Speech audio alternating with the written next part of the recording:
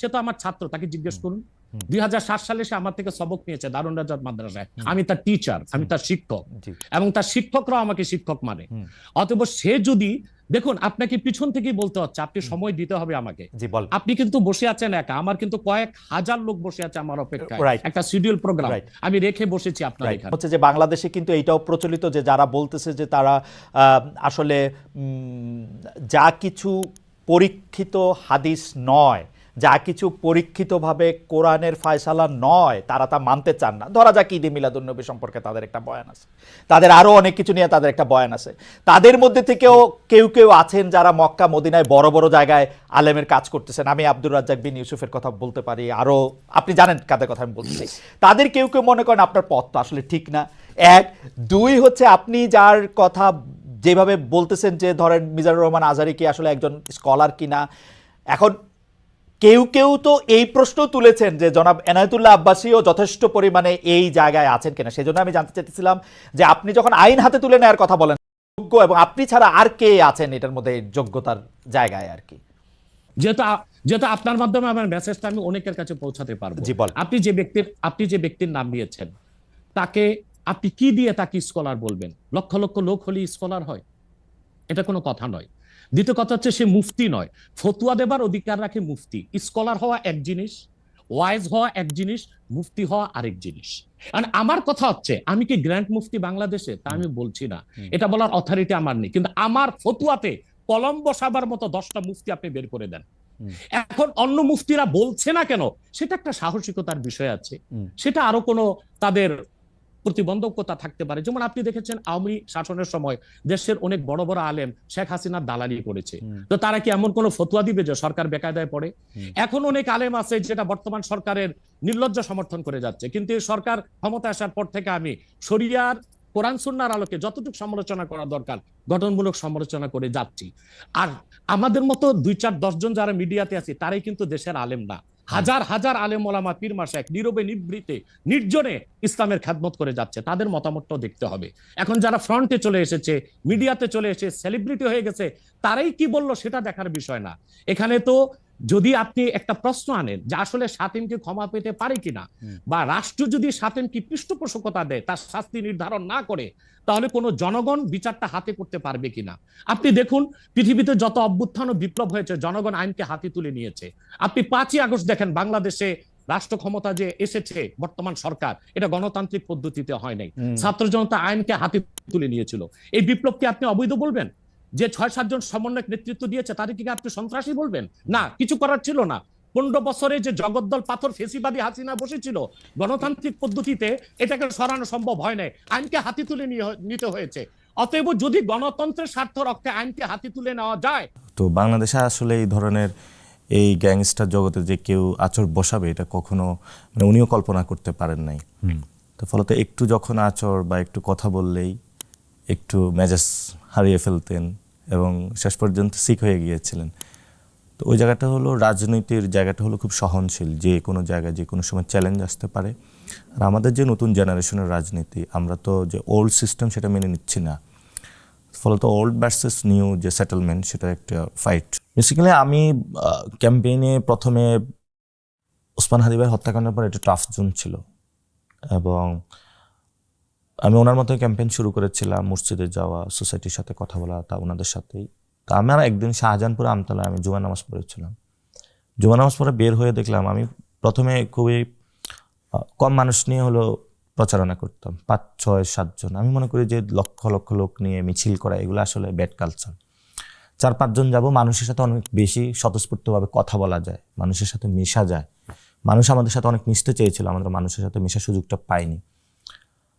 তো জুমা নামাজ থেকে বের হলাম, বের হওয়ার আমার পিছনে ফিরে দেখি 1000 লোক। তো এটা ছিল শাহজাহানপুরে, তো বাসার পাশেই মসজিদ। আমি তো নামাজ পড়ে চলে আসছি, সেখানে হালকা একটু বক্তব্য রেখি। এর পরের দিন আমি ক্যাম্পেইনে নামছি, এরপরে দেখি আমার বিভিন্ন জায়গায় এই আয়সা একটা কটু কথা বলে, ও আয়সা বলে যে এটা করেন কেন। পরে খোঁজ নিয়ে দেখলাম এই ছাত্র দল অথবা যুব দল। তো তারপরেও আমি কিছু বলি নাই। পরে আমি গুলিস্তানে ক্যাম্পেইন করতে গিয়েছিলাম, একটা ব্যবসায়ী এসে আমার কাছে কান্নাকাটি করতেছে যে বা আমি 500 টাকা আজকে ইনকাম করেছি, আমার 200 টাকা হলো চাঁদার জন্য দিয়ে দিতে হয়েছে। তো আমি ওনা থেকে পুরো হিস্ট্রিটা শুনলাম। It's like the multi level marketing system, মানে একদম আপ লোয়ার লেভেল থেকে গুলশান অফিস পর্যন্ত, ওইখান থেকে আমি এটা ফাইন্ড আউট। তো এটা পিছনে কি খুঁজতে খুঁজতে পাইলাম আমাদের যিনি এই যে ভাই আছে, উনি ঢাকা শহরে কিন্তু বড় সড় একটা গ্যাংস্টার, এবং উনি পুরো ফাইন্যান্সিয়াল এই সাম্রাজ্যটা নিয়ন্ত্রণ করে, ছাত্রদল যুবদল সবকিছু। আমি এগুলা কিন্তু আগে অত বেশি, আমি মনে করছি যে বিএনপি একটা স্থায়ী কমিটির সদস্য ভদ্র লোকই হবে। আমি শুনতাম যে খারাপ লোক আছে, কিন্তু এত খারাপ যে এটা জানতাম না। তো ওনার ব্যক্তির প্রতি আমার কোনো রাগ নাই, ইটস অ্যাবাউট দ্য সিস্টেম। তো পরে আমি কথা বলা শুরু করি এবং দেখি যে তারা আমাকে অনেক হেনস্থা করা শুরু করে। তো পরবর্তীতে আমি আর একটু ইন্টেন্সিফাই করি। পরে আমাকে অনেক থ্রেটেড দেওয়া হয় বিভিন্ন, যে আপনার আমাকে সবাই বলে যে তোমাকে তো কিন্তু মেরে ফেলা হবে হাদির মতন। তো আমি বলেছি আই ডোন্ট কেয়ার, আমার ওই যে গুলিস্তানে যে লোকটা চাঁদাবাজির শিকার হয়েছে সেটার দ্বারা যে আমি এফেক্টেড হয়েছি, এটা আমার অনেক মনে নাড়া দিয়েছে। এবং আমার মনে হয়েছে যে বাংলাদেশের হলো আমাদের সবচেয়ে তরুণদের অভাব কি, ইকোনমিক সিস্টেম প্রবলেম। তো তাহলে ব্যবসা দরকার, ম্যানুফ্যাকচারিং হাব দরকার। ম্যানুফ্যাকচারিং হাব কী করে? আপনি যদি দুর্নীতিতে হলে চাঁদাবাজি শিকার হন, আপনি তো ব্যবসা করবেন না। ব্যবসা না করলে আপনার চাকরি হবে না, আমাদের তরুণদের চাকরি না হলে বাংলাদেশের উন্নয়ন হবে না। তো আমার কাছে এটা মনে হয়েছে একটা বড় প্রবলেম ইকোনমিক গ্রোথের ক্ষেত্রে চাঁদাবাজি। আবার হলো লাইসেন্সিংয়ের ব্যবসা, যেটা হলো দুর্নীতি হয়ে থাকে, ওইটাও বন্ধ করতে হবে।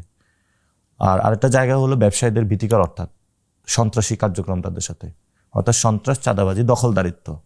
আপনি একটা ব্যবসায়িক প্রতিষ্ঠান দিবেন, সেটা দখল করে বসে আছে, কিন্তু এটা যদি রিমুভ করতে পারে আমাদের ইকোনমিক যে অবস্টেকলটা, সেটা হলো সরলে একজন ব্যবসা করবে, ব্যবসা করলে আমার একটা চাকরি হবে, চাকরি করলে আমার সন্তানের ভালো পড়াশোনা করতে পারবে, সে ভালো এডুকেশন পাবে, আমি হেলথ কেয়ারে ভালো অ্যাক্সেস পাবো, সামগ্রিকভাবে আমাদের সোসাইটিটা ভালো হবে। যে অবস্থায় আছি গার্মেন্টস সেক্টর আর রেমিটেন্সে, দুইটার উপর ডিপেন্ড করে আমার থাকতে পারবো না।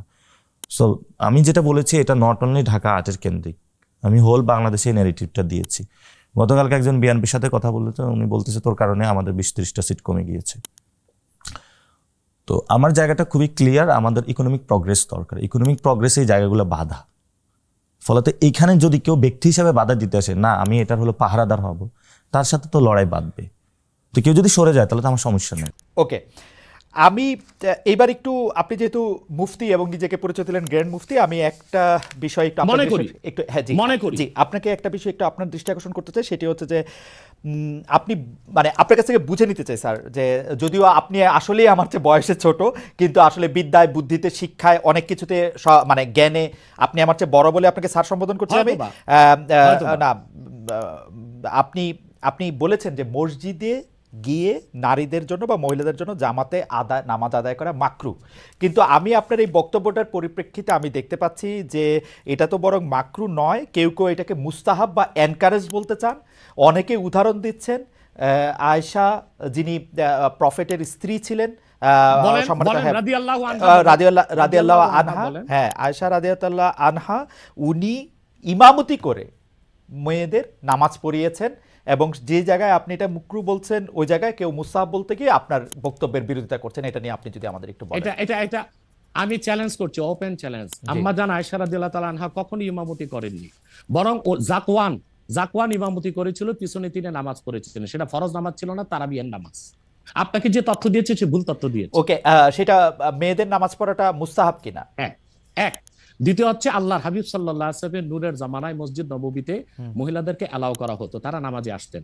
কিন্তু আল্লাহর হাবিব সাল্লাল্লাহু আলাইহি ওয়াসাল্লাম মহিলাদেরকে নিরুৎসাহিত করেছিলেন, নিষেধ করেন নাই।